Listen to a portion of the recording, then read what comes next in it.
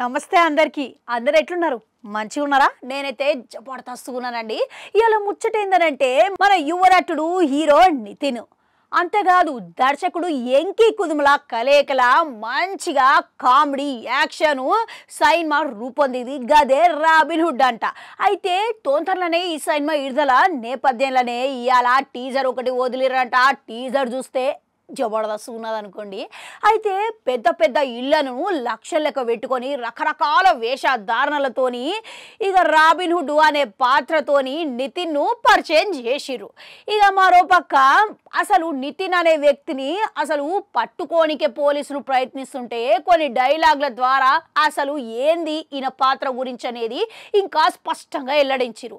అయితే robin hood అనే పాత్ర ఓడు ఎవరైతే అసలు ప్రత్యేకంగా వీడికి జెండాలు అజెండాలు ఏవి ఉండవు, డబ్బుల కోసం వాడు ఎంతటికైనా తెగిస్తాడు, ఎవరికైనా ఎదురుపోయే రకం అనుకుంటా ఆ పాత్ర ప్రాధాన్యత గురించి స్పష్టంగా వెల్లడించిరు. ఇక మరోపక్క శ్రీలీల గిట్లా మంచిగా డబ్బున్న అహంకారి మహిళ పాత్రగా అవపడుతున్నది, అందంగా కూడా ఉన్నదనుకోండి. అయితే ఇట్లా ధనవంతురాలైన శ్రీలీలకు బలమైన కుటుంబ నేపథ్యం ఉన్న కారణంగా శ్రీలీలతోని ప్రేమలో పడతాడు మన రాబిన్ హుడ్ అనేటోడు. అయితే ప్రేమలో పడ్డ తర్వాత మంచిగానే గెంతులేస్తున్నాడు కానీ మరోపక్క ఈమె కుటుంబంలో ప్రమాదకరమైన విలన్లు ఉన్నట్టుగా అవపడుతున్నది.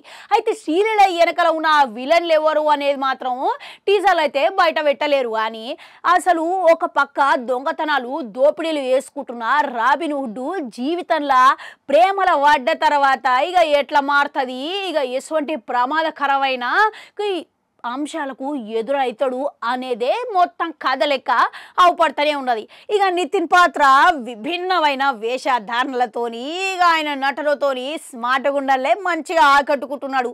ఇక మరోపక్క ఒకవైపు ఏమో ఈయన మంచిగా దొంగతనాలు చేసుకుంటూ పోతున్నాడు, మరోపక్క ఏమో దేశంలో ఉన్నాళ్ళు అందరూ నాకు అన్న చెల్లెల్లాంటోళ్ళు, అసలు నా దేశంలోకి వచ్చి నువ్వు నా కుటుంబ సభ్యులనే ఇబ్బంది పెడతామా అనుకుంటా రౌడీలను చితగ్గొట్టే తీరు అయితే మామూలుగా లేదనుకోండి. ఇక మస్తుగా స్టైల్గా కొట్టిండు, దేశభక్తికి కూట్లా వెల్లడించిండు.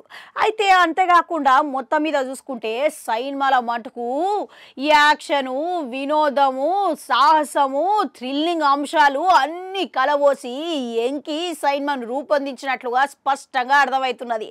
అయితే చివర్లా దుబాయ్ షేక్ లెక్క అవుపడి ఇక మస్తుగా నవ్వు తెప్పించిండు అనుకోండి.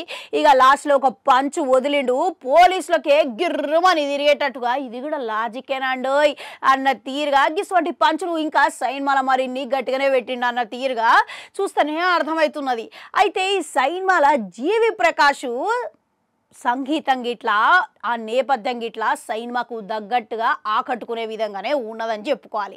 అయితే సినిమా 20 తారీఖున డిసెంబర్ క్రిస్మస్కి విడుదల చేద్దాం అనుకున్నారంట. కానీ ఇక మళ్ళీ పుష్ప విడుదల కాబోతున్నది కదా థియేటర్లో, ఇంకో కొన్ని రోజులు ఎక్కువ ఉండాలనే తీరుతోని డిసెంబర్ 25 తారీఖున సినిమా థియేటర్లో విడుదల చేసుకున్నట్టుగా నిర్ణయించుకున్నట్లుగా తెలుస్తున్నదంట. ఇక ఆ లోపలనే ట్రైలర్ ఉన్నది చూడు, ఇక అది ఇట్లా విడుదల చేస్తారు కాబట్టి ఇక ట్రైలర్ విడుదల అయిన తర్వాత దాని ముచ్చట్లేందో మాట్లాడుకోనికే మళ్ళా కలుద్దాం.